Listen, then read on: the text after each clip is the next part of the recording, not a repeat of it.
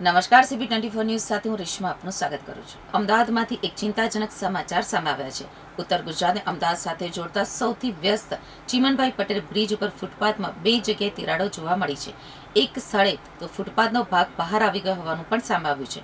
ચોમાસા પહેલા થયેલા બ્રિજ ઇન્સ્પેક્શન રિપોર્ટમાં માઇનોર રિપેરિંગની જરૂરિયાત દર્શાવવામાં આવી હતી, છતાં ભારે ટ્રાફિકના કારણે હાલ સમારકામ થઈ શક્યું નથી.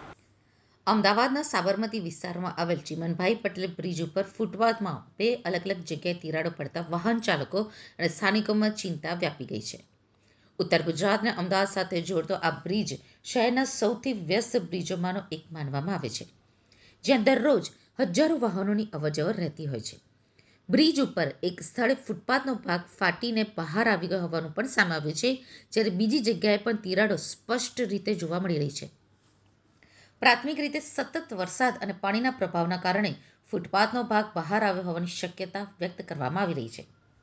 ચોમાસા પહેલા કરવામાં આવેલા બ્રિજ ઇન્સ્પેક્શન રિપોર્ટમાં ચીમનભાઈ પટેલ બ્રિજને માઇનોર રિપેરિંગની જરૂરિયાત હોવાનું નોંધાયું હતું.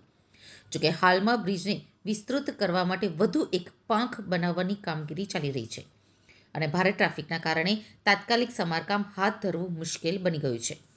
હાલ તંત્ર દ્વારા પરિસ્થિતિ ઉપર નજર રાખવામાં આવી રહી છે અને જરૂરી સમારકામ અંગે આગળની કાર્યવાહી કરવામાં આવશે.